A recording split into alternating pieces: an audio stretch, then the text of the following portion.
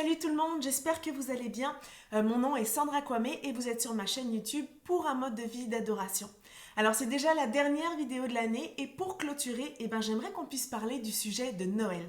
Alors on se retrouve tout de suite.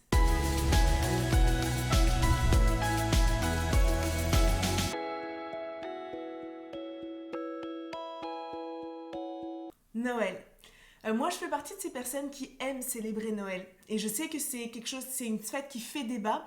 Ça fait pas forcément l'unanimité auprès de tout le monde, parce que déjà, de un, on n'a pas la confirmation que Jésus est né un 25 décembre. Aussi, c'est une fête qui est commerciale.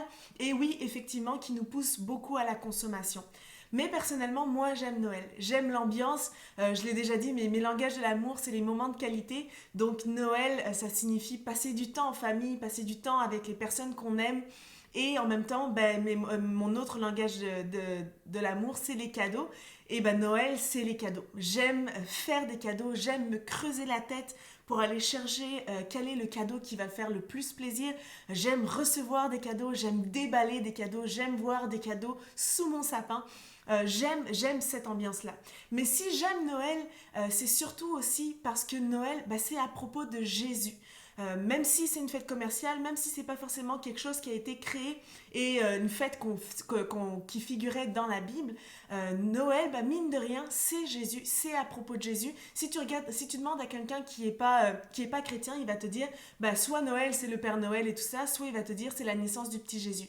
Donc Noël, mine de rien, c'est dans ces consciences de tout le monde que c'est à propos de Jésus.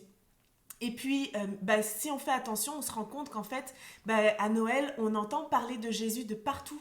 Si tu mets la radio, tu te rendras compte en fait que il n'y a aucun moment de l'année où tu peux entendre des chants qui parlent de Jésus, sauf à la période de Noël. Ça parle de Jésus sauveur, ça parle de Jésus qui est né, ça parle du miracle de la naissance de Jésus. Partout à la radio, à la télévision, on entend ces chants, même dans les magasins, on entend des chants qui parlent de Jésus. Et c'est sûr que les gens, ils n'ont pas conscience du tout de ce que c'est, de la signification, mais on entend quand même parler de Jésus. Et aussi, on voit toutes les églises qui se mobilisent pour justement faire des concerts, pour faire des réunions, pour faire des spectacles sur Jésus. Et encore plus maintenant, à cette période où on est en pleine pandémie et que les réunions se font surtout en ligne, ça a été une occasion en fait de voir partout sur Internet, partout sur les réseaux sociaux, les louanges, des spectacles, des concerts, des chants de louanges qui parlaient de Jésus, qui parlaient de la naissance de Jésus, qui parlaient de la venue de Jésus, de la mission pour laquelle Jésus est venu sur terre.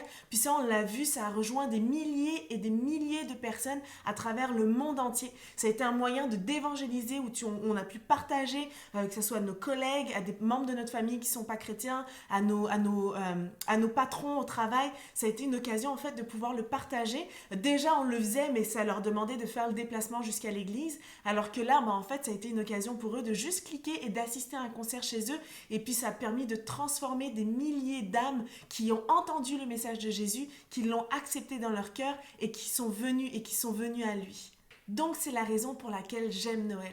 Parce que Noël, qu'on y croit ou pas, c'est une occasion de pouvoir célébrer Jésus. C'est une occasion de pouvoir s'arrêter et de dire merci à Dieu de nous avoir envoyé son Fils. C'est une occasion de pouvoir se rappeler en fait que Jésus est venu pour sauver l'humanité. Noël, c'est à propos de Dieu qui vient à notre rencontre en envoyant son Fils Jésus-Christ.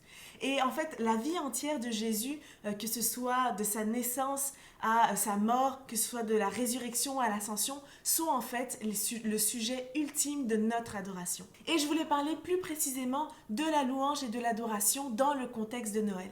Parce qu'en fait, si on regarde et qu'on étudie la Bible, on se rend compte à quel point l'adoration a fait partie entièrement de toute l'histoire de la venue de Jésus et de sa naissance. Et on le voit déjà au tout début, quand l'ange Gabriel s'adresse à Marie et qui lui dit qu'elle a trouvé faveur aux yeux de Dieu et qu'elle allait enfanter un fils qui allait s'appeler Jésus. Au début, elle ne comprend pas trop ce qui se passe, elle ne comprend pas comment est-ce que c'est possible étant donné qu'elle est encore vierge, mais l'ange lui dit « rien n'est impossible à Dieu ». Et quand il la quitta, on voit dans la Bible justement que Marie commença à louer Dieu. Et on va le lire ensemble, c'est dans Luc chapitre 2. Et on lit ensemble dans le verset 46. « Alors Marie dit, mon âme chante la grandeur du Seigneur et mon esprit se réjouit à cause de Dieu mon Sauveur. Dieu se révèle à Marie à travers l'ange Gabriel. Et alors qu'il lui dit quel est le plan de Dieu pour sa vie, et ben la réponse de Marie va être de louer Dieu parce qu'il lui a accordé grâce et parce qu'il veut faire ce miracle à travers elle. Toujours dans Luc chapitre 2, ensuite on voit que ce sont les bergers qui sont interpellés par un ange qui leur dit qu'il vient avec une nouvelle qui sera le sujet d'une grande joie. Et on lit dans Luc chapitre 2 verset 13. Alors que l'ange a parlé aux bergers, voici ce que ça dit ensuite. Et tout à coup apparut aux côtés de l'ange une multitude d'anges de l'armée céleste qui chantaient les louanges de Dieu. Gloire à Dieu au plus haut des cieux et paix sur la terre aux hommes qu'il aime.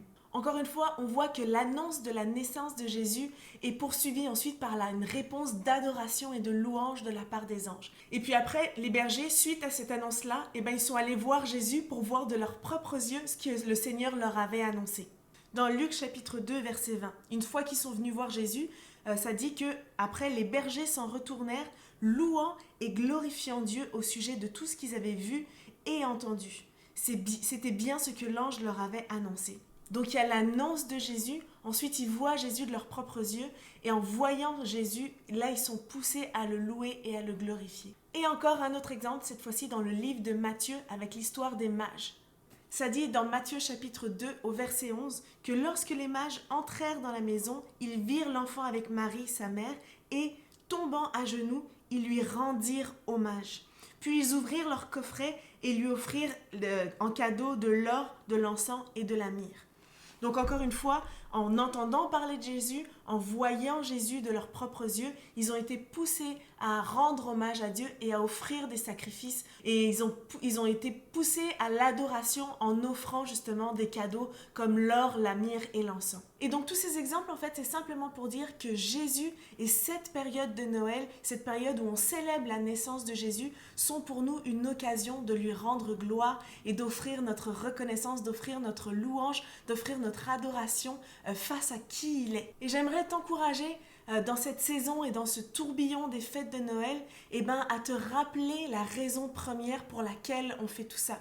À te rappeler que Dieu nous a envoyé son Fils pour démontrer son amour, pour venir nous sauver du péché et surtout prendre le temps, toi aussi, de l'adorer. De la même manière que Marie a adoré, que les bergers ont adoré, que les anges ont adoré, que les mages ont adoré Jésus, que nous aussi, encore aujourd'hui, on puisse prendre le temps de s'arrêter et d'adorer Jésus, d'adorer Dieu pour qui il est et pour tout ce qu'il a fait dans notre vie. Et vraiment, je t'encourage et je nous encourage à littéralement prendre du temps dans la présence de Dieu pendant ces fêtes de Noël, à s'arrêter au milieu de nos repas, peut-être au milieu de nos fêtes, avant d'ouvrir les cadeaux, après avoir ouvert les cadeaux, peu importe, mais de dire merci à Jésus pour cet amour qu'il a manifesté en venant sur la terre, en se faisant homme pour venir payer pour nos fautes.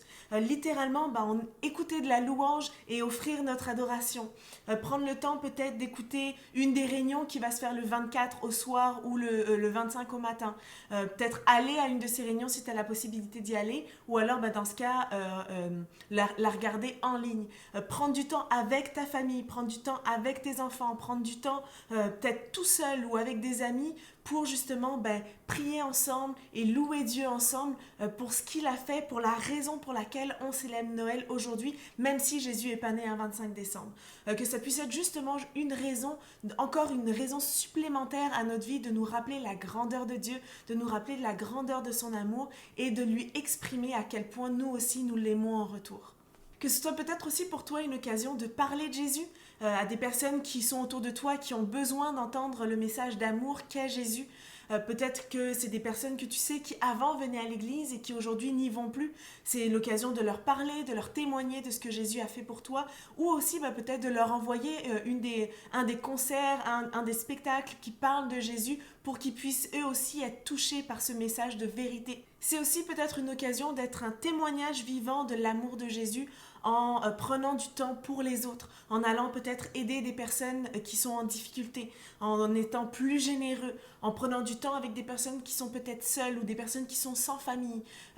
Vraiment de manifester l'amour de Jésus par notre vie, par nos actions, par nos paroles et d'être des témoins de qui est Jésus et de ce qu'il a fait lui à l'époque où il était vivant et d'aujourd'hui le mettre en pratique pour essayer de lui ressembler. Pourquoi pas aller amener des chants de Noël dans une maison de retraite? Pourquoi pas aller visiter peut-être des personnes malades ou des personnes qui, tu sais, qui sont seules chez eux, qui sont malades et peut-être leur apporter un repas.